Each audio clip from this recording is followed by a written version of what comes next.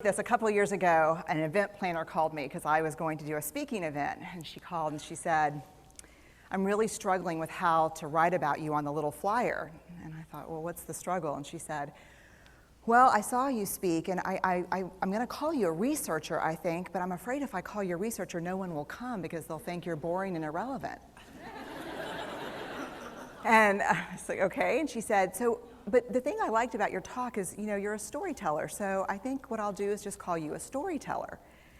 And of course, the academic, insecure part of me was like, you're going to call me a what? And she said, I'm going to call you a storyteller. And I was like, oh, why not Magic Pixie? I was like, let me think about this for a second. And so I tried to call deep on my courage, and I thought, I am a storyteller. I'm a qualitative researcher. I collect stories. That's what I do. And maybe stories are just data with a soul, and maybe I'm just a storyteller. So I said, you know what? Why don't you just say I'm a researcher storyteller? And she went, there's no such thing. So I'm a researcher storyteller. And I'm going to talk to you today. We're talking about expanding perception. And so I want to talk to you and tell some stories about a piece of my research that fundamentally expanded my perception and really actually changed the way that I live and love and work and parent. And this is where my story starts. When I was a young researcher, doctoral student, my first year I had a research professor who said to us, here's the thing, if you cannot measure it, it does not exist. And I thought he was just sweet-talking me. I was like, really? And he's like, absolutely. So you have to understand that I have a bachelor's in social work, a master's in social work, and I was getting my PhD in social work. So my entire academic career was surrounded by people who kind of believed in the life's messy, love it, and I'm more the life's messy, clean it up, organize it, and put it into a bento box. And so to think that I had found my way, to found a career that takes me, really one of the big sayings in social work is lean into the discomfort of the work. And I'm like, knock discomfort upside the head and move it over and get all A's. That was my mantra. So I was very excited about this. And so I thought, you know what? This is the career for me because I am interested in some messy topics, but I want to be able to make them not messy. I want to understand them. I want to hack into these things that I know are important and lay the code out for everyone to see. So where I started was with connection, because by the time you're a social worker for 10 years, what you realize is that connection is why we're here. It's what gives purpose and meaning to our lives. This is what it's all about. It doesn't matter whether you talk to people who work in social justice and mental health and abuse and neglect. What we know is that connection, the ability to feel connected, is neurobiologically, that's how we're wired, it's why we're here. So I thought, you know what, I'm going to start with connection. Well, you know that situation where you get an evaluation from your boss, and she tells you 37 things that you do really awesome and one thing that you can't, an opportunity for growth. And all you can think about is that opportunity for growth, right? Well, apparently this is the way my work went as well, because when you ask people about love, they tell you about heartbreak. When you ask people about belonging, they'll tell you their most excruciating experiences of being excluded. And when you ask people about connection, the stories they told me were about disconnection. So very quickly, really about 6 weeks into this research, I ran into this unnamed thing that absolutely unraveled connection in a way that I didn't understand or had never seen. And so I pulled back out of the research and thought, I need to figure out what this is. And it turned out to be shame. And shame is really easily understood as the fear of disconnection. Is there something about me that if other people know it or see it, that I won't be worthy of connection? The things I can tell you about it, it's universal. We all have it. The only people who don't experience shame have no capacity for human empathy or connection. No one wants to talk about it, and the less you talk about it, the more you have it. What underpinned this shame, this I'm not good enough, which we all know that feeling. I'm not blank enough. I'm not thin enough, rich enough, beautiful enough, smart enough, promoted enough. The thing that underpinned this was excruciating vulnerability. This idea of, in order for connection to happen, we have to allow ourselves to be seen, really seen. And you know how I feel about vulnerability. I hate vulnerability. And so I thought, this is my chance to beat it back with my measuring stick. I'm going in, I'm gonna figure this stuff out, I'm gonna spend a year, I'm gonna totally deconstruct shame, I'm gonna understand how vulnerability works, and I'm gonna outsmart it. So I was ready, and I was really excited. As you know, it's not gonna turn out well. You know this. So I could tell you a lot about shame, but I'd have to borrow everyone else's time. But here's what I can tell you that it boils down to. And this may be one of the most important things that I've ever learned in the decade of doing this research. My 1 year has turned into 6 years, thousands of stories, hundreds of long interviews, focus groups. At one point, people were sending me journal pages and sending me their stories, thousands of pieces of data. And 6 years, and I kind of got a handle on it. I kind of understood this is what shame is, this is how it works. I wrote a book, I published a theory, but something was not okay. And what it was is that if I roughly took the people I interviewed and divided them into people who really have a sense of worthiness, that's what this comes down to, a sense of worthiness. They have a strong sense of love and belonging. And folks who struggle for it, and folks who are always wondering if they're good enough. There was only one variable that separated the people who have a strong sense of love and belonging and the people who really struggle for it, and that was the people who have a strong sense of love and belonging believe they're worthy of love and belonging. That's it. They believe they're worthy. And to me, the hard part of the one thing that keeps us out of connection is our fear that we're not worthy of connection, was something that personally and professionally I felt like I needed to understand better.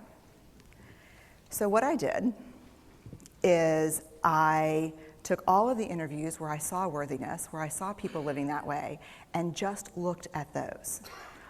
What do these people have in common? And I have a slight office supply addiction, but that's another talk. So I had a manila notebook, a manila folder, and I had a Sharpie, and I was like, what am I going to call this research? And the first words that came to my mind were wholehearted. These are kind of wholehearted people living from this deep sense of worthiness. So I wrote at the top of the manila folder, and I started looking at the data. In fact, I did it first in this in a 4-day, very intensive data analysis where I went back, pulled these interviews, pulled the stories, pulled the incidents. What's the theme? What's the pattern? My husband left town with the kids because I always go into this kind of Jackson Pollock crazy thing where I'm just like writing and going and kind of just in my researcher mode. And so here's what I found. What they had in common was a sense of courage. And I want to separate courage and bravery for you for a minute. Courage, the original definition of courage, when it first came into the English language, it's from the Latin word cur, meaning heart. And the original definition was to tell the story of who you are with your whole heart. And so these folks had, very simply, the courage to be imperfect.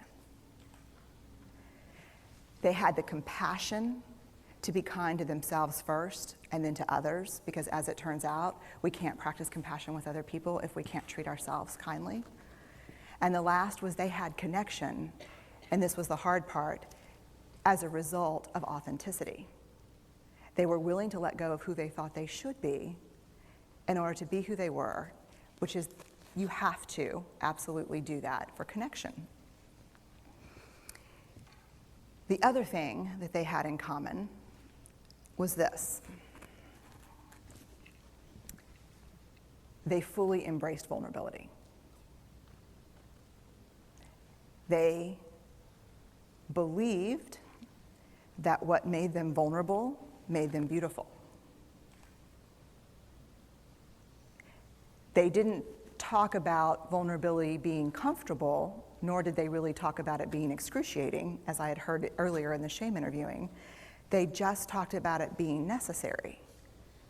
They talked about the willingness to say, I love you first. The willingness to do something where there are no guarantees. The willingness to breathe through waiting for the doctor to call after your mammogram. The willing to invest in a relationship that may or may not work out. They thought this was fundamental. I personally thought it was betrayal. I could not believe I had pledged allegiance to research, where our job, the definition of research is to control and predict, to study phenomenon for the explicit reason to control and predict. And now my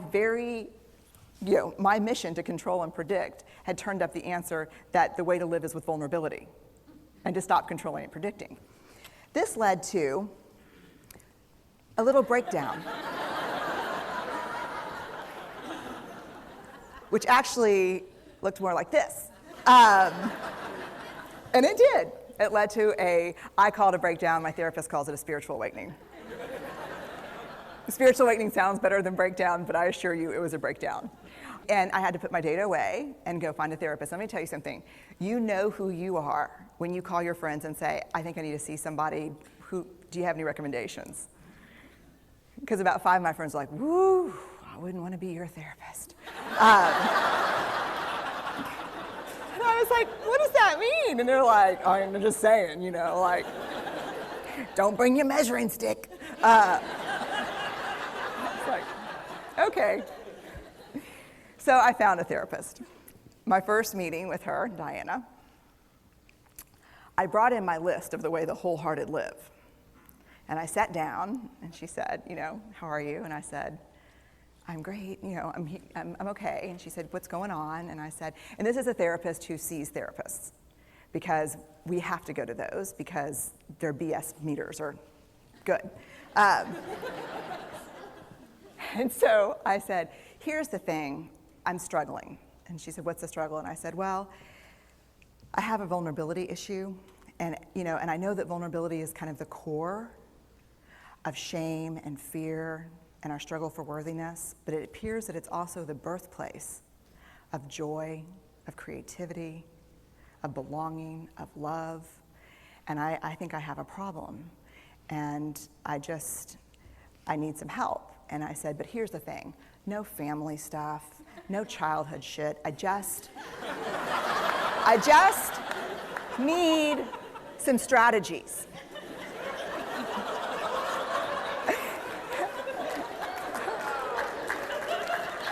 Thank you. So she goes like this. And then I said, it's bad, right? And she said, it's neither good nor bad. It just is what it is. And I said, oh my God, this is gonna suck. And it did, and it didn't. And it took about a year. And you know how there are people that, like, when they realize that vulnerability and tenderness are important, that they kind of surrender and walk into it? A, that's not me. And B, I don't even hang out with people like that. For me, it was a year-long street fight. It was a slugfest. Vulnerability pushed, I pushed back. I lost the fight, but probably won my life back. And so then I went back into the research and spent the next couple of years really trying to understand what the wholehearted, what the choices they were making, and what are we doing with vulnerability? Why do we struggle with it so much? Am I alone in struggling with vulnerability? No. So this is what I learned. We numb vulnerability. When we're waiting for the call, it was funny, I sent something out on Twitter and on Facebook that says, how would you define vulnerability? What makes you feel vulnerable? And within an hour and a half, I had 150 responses. Because I wanted to know, what's out there. Having to ask my husband for help because I'm sick and we're newly married. Initiating sex with my husband, initiating sex with my wife. being turned down, asking someone out, waiting for the doctor to call back, getting laid off, laying off people. This is the world we live in. We live in a vulnerable world. And one of the ways we deal with it is we numb vulnerability. And I think there's evidence, and it's not the only reason this evidence exists, but I think that it's a huge cause. We are the most in debt, obese, addicted, and medicated adult cohort in US history. The problem is, and I learned this from the research, that you cannot selectively numb emotion. You can't say, here's the bad stuff. Here's vulnerability, here's grief, here's shame, here's fear, here's disappointment. I don't want to feel these. I'm going to have a couple of beers and a banana nut muffin. I don't want to feel these. And I know that's knowing laughter. I hack into your lives for a living. I know that's, God. You can't numb those hard feelings without numbing the other affects or emotions. You cannot selectively numb. So when we numb those, we numb joy. We numb gratitude. We numb happiness. And then we are miserable and we are looking for purpose and meaning. And then we feel vulnerable. So then we have a couple of beers and a banana nut muffin. And it becomes this dangerous cycle. One of the things that I think that we need to think about is why and how we numb. And it doesn't just have to be addiction. The other thing we do is we make everything that's uncertain certain. Religion has gone from a belief in faith and mystery to certainty. I'm right, you're wrong, shut up. That's it. Just certain. The more afraid we are, the more vulnerable we are, the more afraid we are. This is what politics looks like today. There's no discourse anymore. There's no conversation. There's just blame. You know how blame is described in the research? A way to discharge pain and discomfort. We perfect. If there's anyone who wants their life to look like this, it would be me. But it doesn't work, because what we do is we take fat from our butts and put it in our cheeks. Which just, I hope in 100 years people will look back and go, wow. You know? And we perfect, most dangerously, our children. Let me tell you what we think about children. They're hardwired for struggle when they get here. When you hold those perfect little babies in your hand, our job is not to say, look at her, she's perfect. My job is just to keep her perfect, make sure she makes the tennis team by 5th grade and Yale by 7th grade. That's not our job. Our job is to look and say, you know what? You're imperfect and you're wired for struggle, but you are worthy of love and belonging. That's our job. Show me a generation of kids raised like that and we'll end the problems I think that we see today. We pretend that what we do doesn't have an effect on people. We do that in our personal lives. We do that corporate, whether it's a bailout, an oil spill, a recall. We pretend like what we're doing doesn't have a huge impact on other people. I would say to companies, this is not our first rodeo, people. We just need you to be authentic and real and say, we're sorry, we'll fix it. But there's another way, and I'll leave you with this. This is what I have found. To let ourselves be seen, deeply seen, vulnerably seen. To love with our whole hearts, even though there's no guarantee. And that's really hard, and I can tell you as a parent, that's excruciatingly difficult.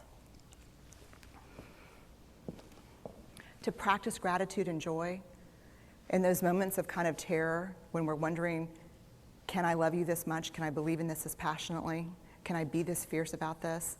Just to be able to stop and instead of catastrophizing what might happen, to say, I'm just so grateful. Because to feel this vulnerable means I'm alive.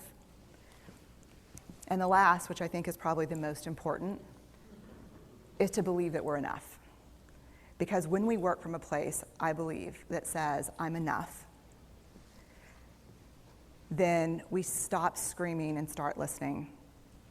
We're kinder and gentler to the people around us, and we're kinder and gentler to ourselves. That's all I have. Thank you.